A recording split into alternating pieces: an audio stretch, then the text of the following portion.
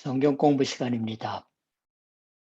주 예수의 비유 말씀 11번째, 계속해서 누가복음서 18장 1절부터 8절까지 말씀을 통해서 오늘의 부제는 과부와 재판장입니다.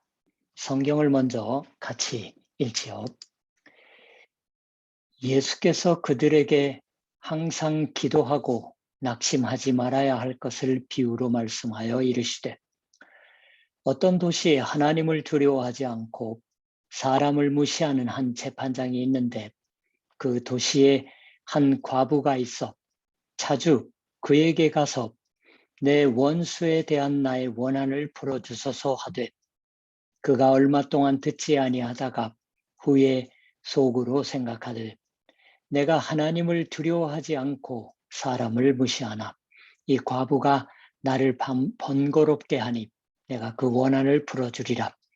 그렇지 않으면 늘 와서 나를 괴롭게 하리라 하였느니라. 주께서 또 이르시되, 불의한 재판장이 말한 것을 들으라. 하물며 하나님께서 그 밤낮 부르짖는 택하신 자들의 원한을 풀어주시지 아니하겠느냐? 그들에게 오래 참으시겠느냐? 내가 너희에게 이르노니 속히 그 원한을 풀어주시리라. 그러나 인자가 올 때 세상에서 믿음을 보겠느냐 하시니라. 오늘은 여느 때와 달리 처음에 또 한 군데라고 할까, 성경에 실려 있지 않은 문장을 읽어드리고 싶습니다. 조금 길지도 모르겠어요. 들어주시기 바랍니다. 이러한 문장이에요. 결코 어떤 신학적인 도구마나 경전이나 또 사상체계 속에서 인간은 하나님을 만날 수는 없다. 인간에게는 어떠한 경우에도 감추려고 하는 혹은 감추어진 한 구석은 있다. 남에게도 말 못하고, 부모에게도 말 못하고, 선생님에게도 말 못하고, 혼자서만 고민하고 있는, 또 부끄러워하고 있는 거기서밖에 인간은 하나님을 만날 수는 없다. 좀 어려운 말이 나왔을지 모르겠지만, 그러나 여러분의 마음에 남는 말이었으면 합니다. 이 말을 남겨준 건 모리 아리마사라는 센세예요. 저도 여러 번 들었던 이름이지요. 이 모리 아리마사라는 분의 것은 잘 알고 있으시는 분도 있을 거예요. 동경대학의 교수였는데 자신도 생각지도 않게 단기 유학의 생각으로 갔던 프랑스에 오래 머물러서 깊은 사색과 연구를 거듭하여서 많은 사람들에게 감화를 주었습니다. 철학자라고들 말하지만 아버지가 목사, 모리 아키라라는 목사의 아들이고 대단히 뛰어난 믿음을 갖고 있던 그리스도인입니다. 이분의 신앙이라는 것이 어떠한 것인지 위의 말은 그것이 대단히 잘 표현되어 있는 말이다 하고 생각합니다. 남에게도 말 못하고, 부모에게도 말 못하고, 선생님에게도 말 못하고 혼자서만 고민하고 있다. 중학생일지라도 고등학생일지라도 이 말은 잘 알 수 있을 거예요. 인간은 모두 그런 감추어진 마음의 한 구석, 누구에게도 말 못할 듯한 깊은 곳에서 부끄러운 생각을 하거나 누구에게도 말 못할 비밀의 문제로 몸부림치듯이 괴로워하거나 하고 있기 마련입니다. 그리고 게다가 하나님을 만나 뵌다고 하는 것도 실은 그러한 곳에 있어서라고 말합니다. 인간의 영혼의 가장 깊은 곳에 있어서인 것이에요. 그런데 또 하나 중요한 것은 이 모리 아리마사 센세이가 기도를 대단히 중요하게 여겼습니다. 그리스도의 교회는 기도의 공동체라 부르는 것이 바르다라고 말했습니다. 그리스도 교회라는 건 기도를 하는 장소다라고, 서로 기도하는 장소이다. 누구나가 거기서는 자기를 위해서 기도되어지고 있는 것이다라는 확신을 가질 수가 있는 장소다라고, 가장 깊은 마음의 한 구석에 있어서 하나님을 만나 뵌다고 하는 것은 그런 곳에서 기도하는 것이다라고 말해도 좋은 겁니다.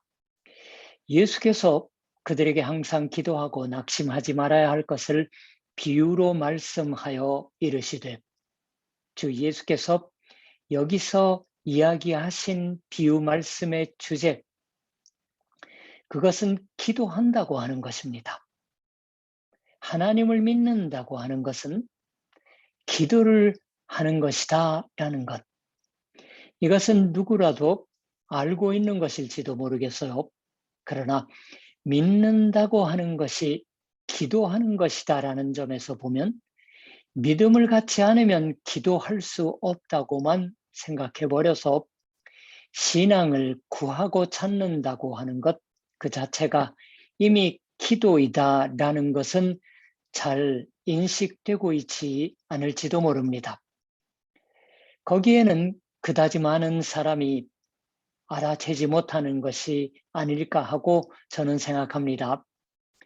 올해 그리스도인으로서 생활을 하고 있으시는 분이라도 아직 성경도 하나님도 도통 모르는 채로 대체 신앙을 가진다란 어떠한 것일까 하고 묻기를 계속하고 있는 분도, 혹은 또 나는 신앙을 가지는 그리스도인 같은 건 될 수 없겠지만 다만 성경의 얘기는 흥미 깊으니까 듣고 있다라는 등 말하는 분일지라도 잘 알아주셨으면 하는 건, 성경은 하나님을 믿지 않으면 모른다라는 것입니다.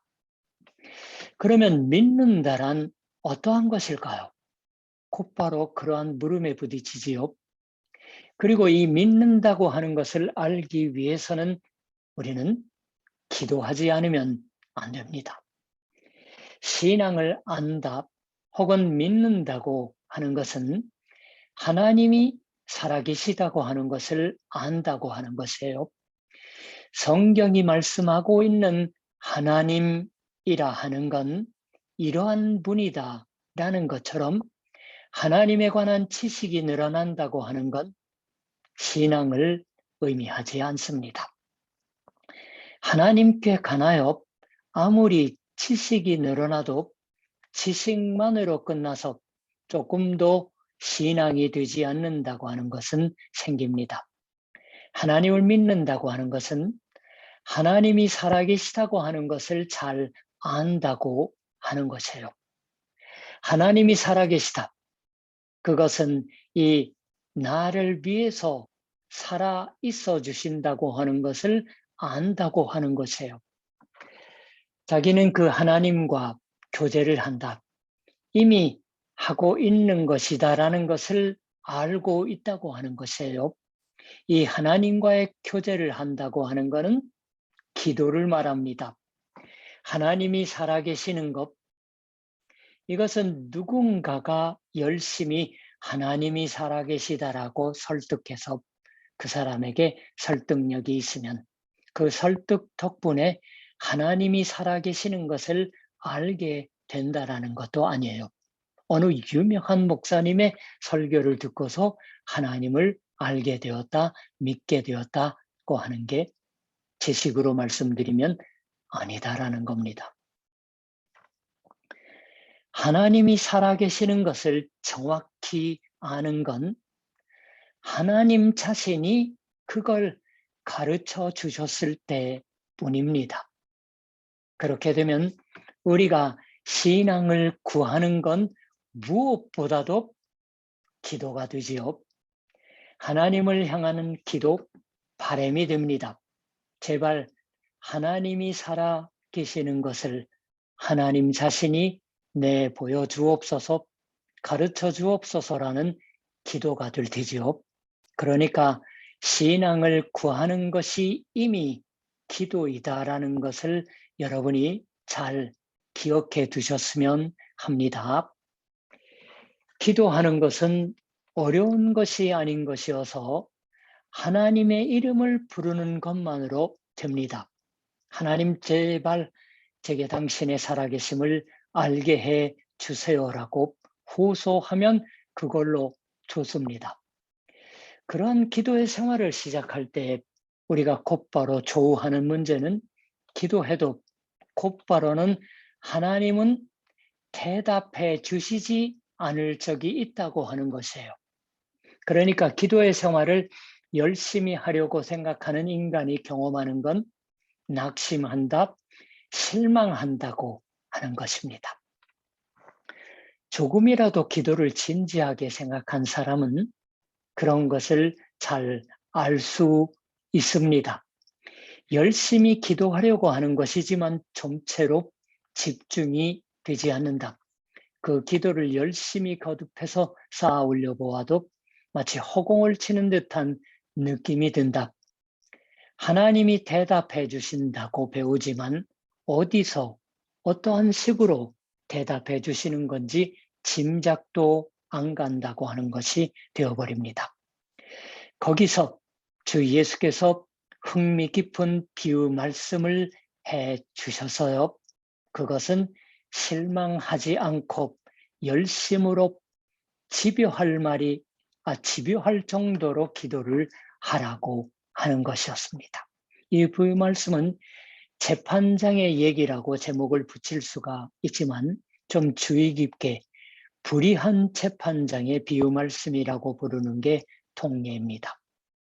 어떤 도시에 하나님을 두려워하지 않고 사람을 무시하는 한 재판장이 있는데 하나님을 두려워하지 않는다고 첫마디에 나옵니다. 하나님을 하나님으로 공경하지 않는 걸 말하는 거예요. 물론 기도를 하지 않습니다. 따라서 하나님의 시선 가운데 있고 하나님이 듣고 있으시는 것을 의식하면서 이 세상에 정의가 이루어지도록 판결을 한다고 하는 듯한 것은 하지 않는 사람인 것 같아요. 하나님의 의가 관철되도록 판가름하는 일도 없습니다.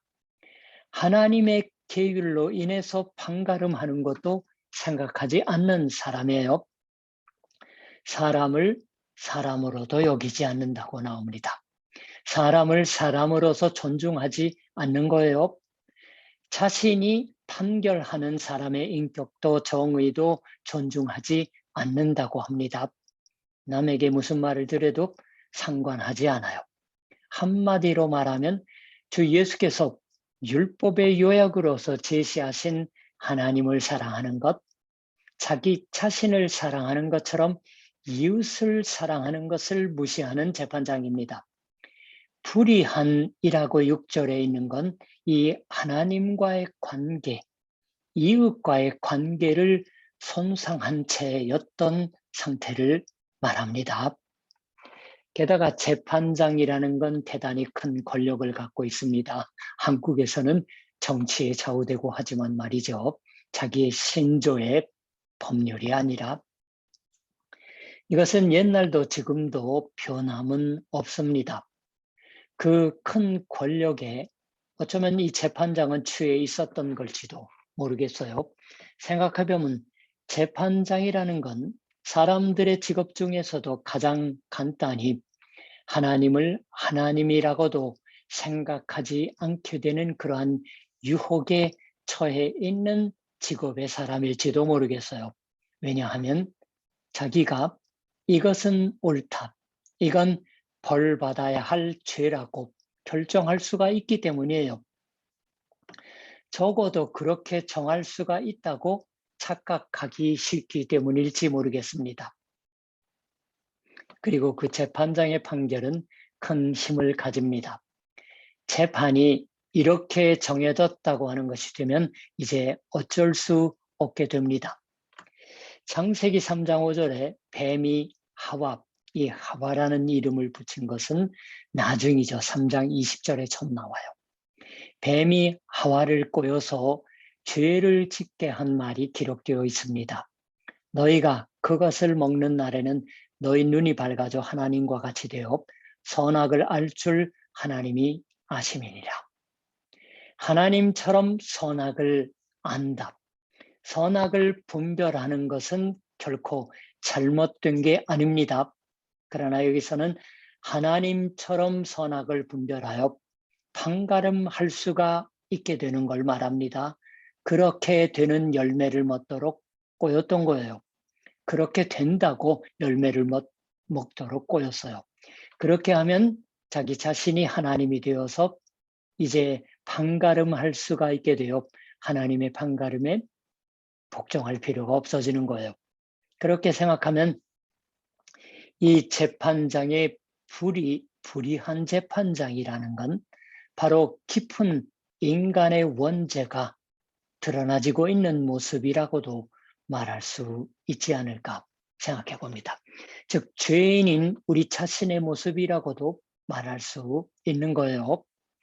이처럼 아마 서서히였겠지만 말하자면 뻔뻔스러워진 재판장, 따라서 누구의 호소에도 꼬박꼬박 귀를 기울인 것이 없어진 듯한 재판장에게로 한 과부가 찾아왔습니다.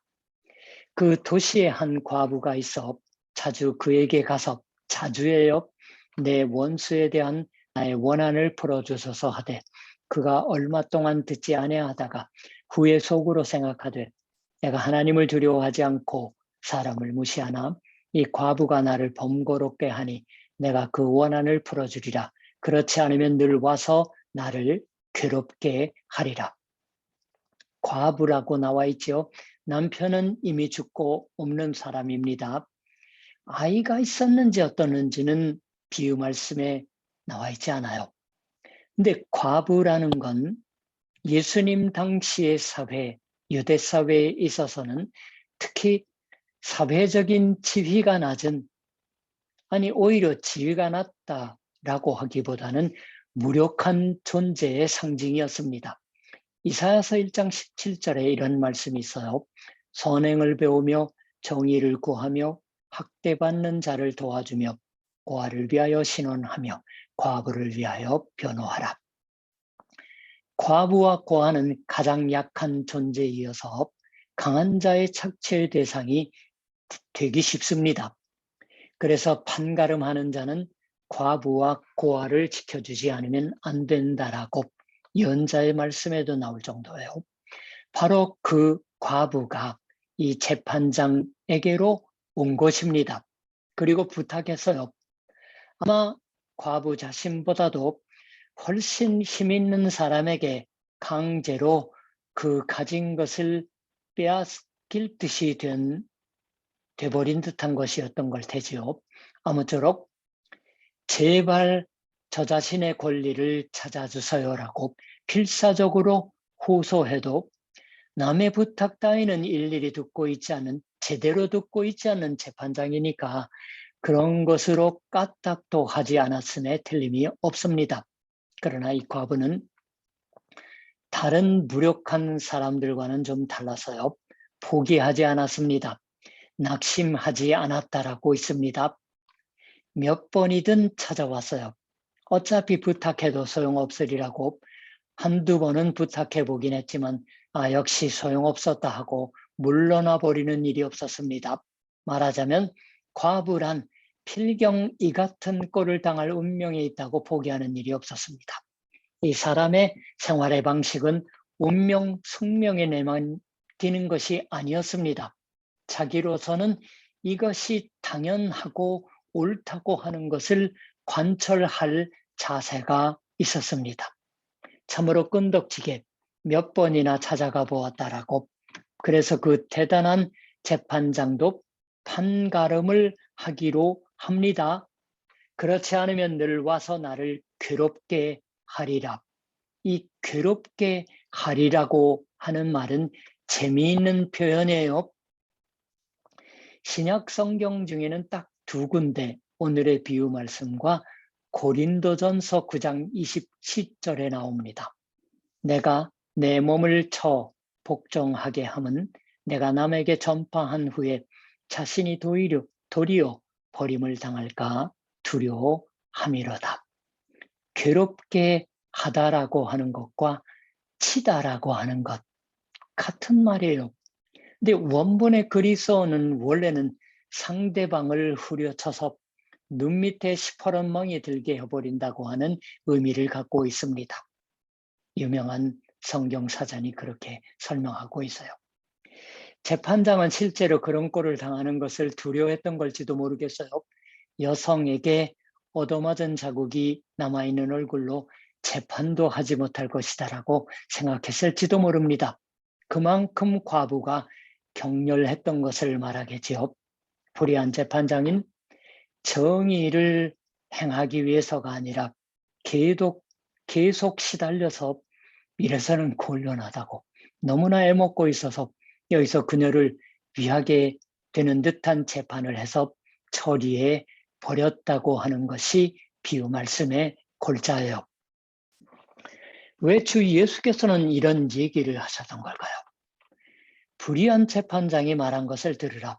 하물며 하나님께서 그 밤낮 부르짖는 택하신 자들의 원한을 풀어주지 아니하시겠느냐? 그들에게 오래 참으시겠느냐? 내가 너희에게 이르노니 속히 그 원한을 풀어주시리라. 불의한 하나님을 하나님이라고도 생각하지 않고 사람을 사람이라고도 생각하지 않는 듯한 그 하나님과의 교제도 사람들과의 진지한 교제도 생각하지 않는 듯한 재판장일지라도 열심히 하는 부탁에는 지는 법입니다. 하물며 밤낮 하나님께 의로운 판가름을 구하는 하나님의 택함을 받은 백성을 위해서 하나님의 백성을 위해서 올바르게 판가름을 해 주시지 않은 채 내버려 둔다고 하는 것을 하실 리가 없지 않느냐라고 말하시는 거예요. 과부는 자신의 당연한 정의를 인정해 받기 위해서 싸웠습니다. 하나님의 백성은 하나님께 택함을 받고 의롭다 인정받은 자들을 말합니다. 하나님의 의로 살고 있는 사람들입니다. 하나님을 두려워하고 사람을 사람으로서 존중할 줄을 알고 있습니다. 그렇다면 현재의 세상에 살고 있어서 하나님의 의가 관철되는 것을 밤낮 강구하는 사람을 말할 거예요. 거기서 주 예수께서는 기도라고 하는 건 낙심해서는 안 된다. 중도에 끊어져서도 안 된다. 정말로 필요한 것이라면 끊임없이 주야로 계속 외치고 계속 호소하라. 하나님이 들어주신다. 불의한 재판관조차 말하는 것을 들었다. 즉 의를 행했다. 하물며 아버지 하나님은 우리의 외침을 무시한 일은 없다. 그렇게 확약해 주시는 비유 말씀입니다. 여기에 있어서의 기도는 외침이라고도 말할 수 있을 거예요. 자신의 체면 따위 생각하고 있을 수 없어서요. 이 과부는 이른바 기도의 형태도 갖추어지고 있다고 말할 수 없을지도 모릅니다. 하나님께 덤벼드는 듯한 때에 따라서는 예의 없는 외침이 될지도 모르겠어요. 하나님과 다투는 듯한 말조차 사용해서 하나님께 물어본 욥기의 욥을 생각해 봅니다. 우리는 이 세상 속에 갖가지 힘든 일, 비참한 일, 괴로운 일이 있는 것을 알고 있습니다. 우리는 그러한 가운데 살면서 어째서 이런 지독한 일이 생기는 것인지, 하나님이 바른 지배를 행해 주시고 있다면 이런 일이 있을 리가 없다고 묻습니다. 러시아의 침공을 보십시오. 그러나 유럽과 미국이 시리아와 아프가니스탄의 침공에 대해서 얼마나 지금처럼 항의한 적이 있었을까요?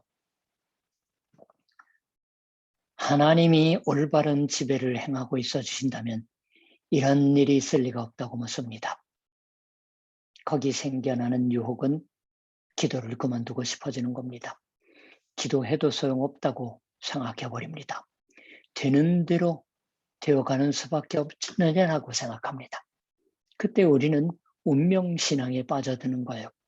그리스도인은 오히려 거기 운명론과 싸웁니다. 우리는 성경을 통해서 들려주시는 하나님의 섭리를 믿습니다.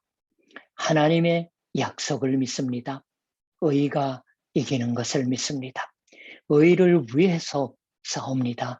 의를 구해서 외칩니다. 이 비유 말씀은 여기서 끝나고 있지 않았어요. 내가 너희에게 이르노니 속히 그 원한을 풀어주시리라.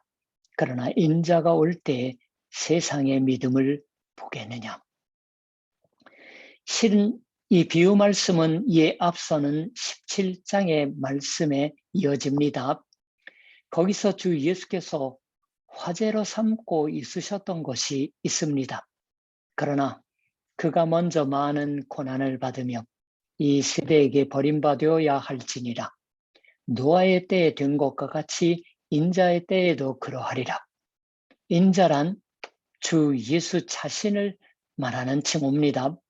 주 예수께서 많은 고난을 받으며 이 세대에게 버림받는다라고 하는 것은 이제부터 일어나게 될 십자가 사건의 예고를 말씀하신 거예요. 그러나 또 온다, 또 오시는 겁니다. 재림의 예고입니다. 인자가 올 때에 세상에서 믿음을 보겠느냐? 주 예수께서 재차 오셨을 때 여전히 지상에 믿으며 계속 사는 택함 받은 백성을 보겠느냐, 찾아낼 수 있겠느냐라고 말하십니다. 그만큼 기도를 지속할 수 있느냐가 물어집니다. 우리를 의심해서 말씀하시는 게 아니에요. 지속해서 기도하기를 포기하지 않고 낙심하지 않는 무리임을 기대하고 믿고 있어 주시는 말씀이에요. 처음에 모리 아리마사 센세의 말을 소개한 의미가 거기 있습니다. 우리 마음의 가장 깊은 곳에 있는 감추어진 한 구석, 우리가 감추려고 해서 감추는 것도 아닐 거예요. 거기서 슬퍼하고 신음하고 거기서 게다가 당연한 의의를 찾아낼 수 없는 세계와 자신의 현실에 괴로워하며 거기서야말로 우리는 이 과부처럼 계속 호소하고 계속 외쳐야 합니다. 거기서 하나님을 만나는 거예요. 거기서 하나님을 믿는 겁니다. 거기서 의롭다 하심을 받습니다. 그리고 거기서 재림하시기를 계속 기다립니다. 주여 오시옵소서. 마라나타의 기도를 합니다. 고린도전서 16장 22절에 만일 누구든지 주를 사랑하지 아니하면 저주를 받을지어다. 우리 주여 오시옵소서, 주여 오시옵소서가 원문 그대로 지적하면 마라나다 뭐예요? 하나님의 의가 이길 것을 믿어 구하여 기도하며 계속 기다리는 사람이 믿는 사람입니다. 그같이 해서 과부처럼 오히려 성경 말씀에 따라서 말하면 그리스도의 신부로 삼아진 교회로서 그 교회를 형성하는 우리가 계속 기도하며 살아가는 것입니다. 여기까지 오면 우리는 압니다.